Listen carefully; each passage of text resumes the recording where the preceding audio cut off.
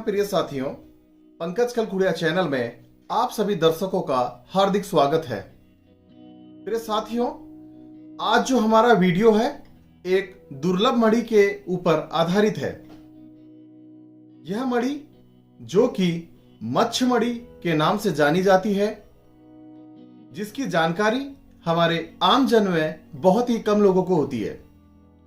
यूं तो हम मार्केट में बहुत से महंगे महंगे रत्न खरीदते हैं, हजारों रुपए लाखों रुपए के, जिनके उपाय कम रुपयों में भी हो जाते हैं। इसके बारे में एक छोटी सी स्टोरी बताऊंगा। सबसे पहले आगे बढ़ने से पहले आप सभी से एक रिक्वेस्ट है कि इस वीडियो को किसी भी तरीके के प्रमोशन या एड के तौर पे ना देखें, क्योंकि आप जानते हैं कि हमारी वीडियो में कभी भी किसी रत्न को प्रमोट या फिर मणि को प्रमोट यूं ही नहीं किया गया आज तक। हालांकि ऐसी वीडियो जरूर आपके मध्य में हमारी आई होगी कि इस रत्न से यह जरूर होता है, इससे ये फायदे होते हैं, पर इस मणि को बताने के बारे में बहुत बड़ा एक औचित्य भी है।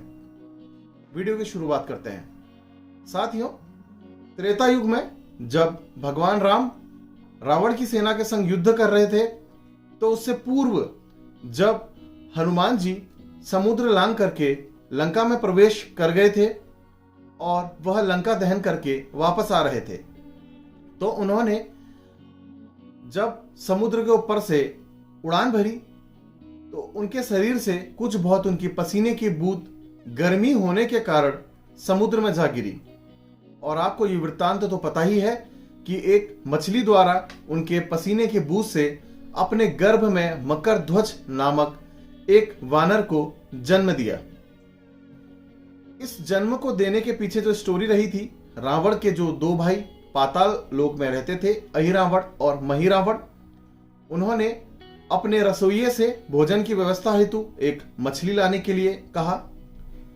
तो वह मछली के तौर पर उसी दुर्लभ मछली को ले आया और जब उसको काटा गया, उसके पेट से मकर ध्वज जो कि वानर रूप में थे वह प्रकट हुए और साथ ही में एक दुर्लभ मणि को लिए हुए वह बाहर आए।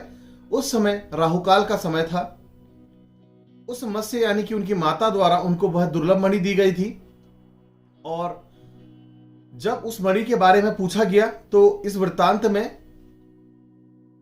अहिरावण और महिरावण को मकर ध्वज द्वारा बताया गया। बाद में जब हनुमान जी पाताल लोक में एक बार आए थे श्री राम और लक्ष्मण जी को मुक्त कराने के लिए, तो उस समय उन्होंने मकर ध्वज को देखा और पूरी स्टोरी उन्होंने समझी क्या है, और भगवान राम जी से उन्होंने अपने पुत्र को मिलवाया और उन्होंने उस दुर्लभ मणि को देखते हुए कहा कि मकर ध्वज यह एक अद्भुत मणि है, इसे संभाल कर जरूर रखिएगा। उस मछली की प्रजाति से ही जो अन्य मछलियां उत्पन्न हुई थी, उन मछलियों के मस्तक में या पेट में यह मणि पाई जाती है। श्रीलंका के तट पर जो मछलियां हैं उसमें से कुछ विशेष मछलियां होती है जिनके शरीर में यह मणियां पाई जाती है। कुछ मछुआरों को जो ये नॉलेज रखते हैं, पूर्णिमा के समय पर वह मछली तट पर आती है और उन तट में आने वाली मछलियों को पकड़कर उनके पेट को दबा करके वह मणियां बाहर निकाली जाती हैं। साथियों, इस मणि के जो फायदे होते हैं उसके ऊपर बात करूंगा। जिनको भी राहु से संबंधित, शनि से संबंधित या केतु से संबंधित किसी भी प्रकार की परेशानी हो रही है, यूं तो आमजन में 70 to 80% लोगों को इस प्रकार की परेशानी होती ही रहती है, वह इस मणि को धारण कर सकते हैं। साथ ही में जो छाया से डरते हैं, जिनको लगता है कि मेरे आगे पीछे कोई छाया चल रही है, प्रेत बाधा हो रही है, या किसी को लगता है कि उनके परिवार में उनके हस्बैंड को, बेटे को या बेटी को, किसी भी लड़की को कुछ खिलाया पिलाया गया है, इस तरीके की कुछ चीजें हुई है, तो ऐसे घटनाक्रम हेतु भी इस मणि का प्रयोग करा जाता है। बहुत ही सटीक इसके परिणाम आते हुए देखे गए हैं। राजनीति में राहु का सबसे बड़ा रोल रहता है और शनि का भी, तो राजनीति के लोग इसको अक्सर धारण करते ही हैं। अब सबसे बड़ी बात आती है इस मणि को प्राप्त कैसे करें और इसको समझे कैसे कि यह असली मणि है या नकली मणि है। इसके ऊपर थोड़ा सा मैं आपको प्रकाश डालूंगा वीडियो के माध्यम से। यहां पर मैं दो मणियां लेकर के बैठा हुआ हूं अपने पास, उन मणियों को मैं आपको दिखाता हूं।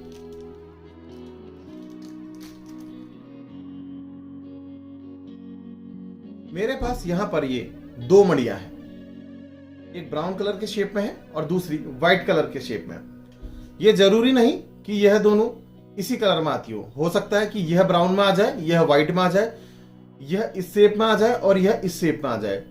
इसमें कोई दो राय नहीं है। सबसे बड़ी बात इसकी पहचान कैसे है, ये जब हमने लैब टेस्टेड कराए और लैब टेस्ट में यह पाया गया कि जो नकली वाली जो ये मणि होती है यह गोमती चक्र से बनाई गई है, जो कि बाजारों में 500 से 1000 रुपए किलो अवेलेबल होता है और घर में ये बुरी नजर के प्रभाव से बचने के लिए लगाया जाता है। इस मणि को लेने से इसके कोई फायदे नहीं होते हैं।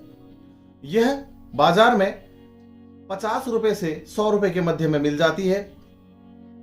इसको जो बड़े बड़े रिटेलर्स होते हैं, बड़े बड़े शोरूम में जो काफी चमक धमक वाले होते हैं, लाखों रुपए तक में भी बेच देते हैं।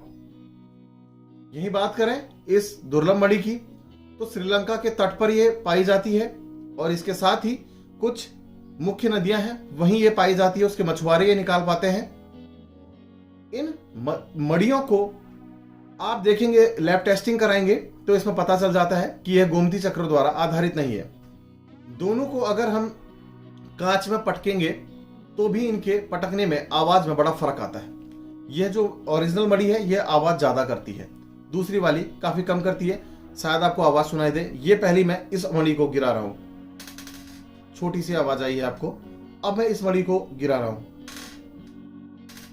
इस मणि की आवाज काफी तेज है, जो कि यहां सुनाई दे रही है। हो सकता है वीडियो में साउंड क्लियर ना आ रहा हो। तो इस तरीके से इन मणियों को आप ले सकते हैं। इसे धारण करने की भी बड़ी विशेष विधि होती है। इसे यूं ही कोई गौमूत्र या फिर साथ ही में तुलसी के पत्तों और दूध के संग भिगा करके ऐसे प्रयोग में नहीं लाया जाता। स्पेशल इसके मुहूर्त होते हैं और साथ ही में इसके ऊपर एक वीडियो अलग बनाऊंगा कि इसको धारण करने की विधि किस तरीके से होती है, क्योंकि अभी ये वीडियो काफी लंबा होने जा रहा है।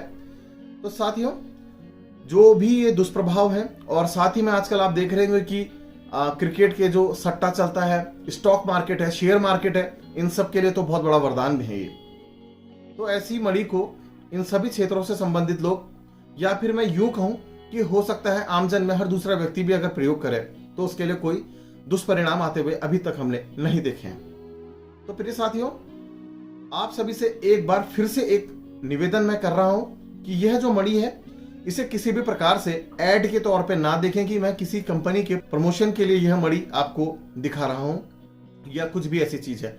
आप इसे कहीं से भी ले सकते हैं, इसे लेने में कोई परेशानी नहीं है। बस इसकी ओरिजिनलिटी के बारे में ज्ञान होगा तो आपको सिर्फ प्रभाव तभी करेगी, वैसे नहीं करेगी। तो साथियों, आज के वीडियो में बस इतना ही। बहुत जल्द मुलाकात आपसे आगे की वीडियो में करेंगे। धन्यवाद और जय श्री राम।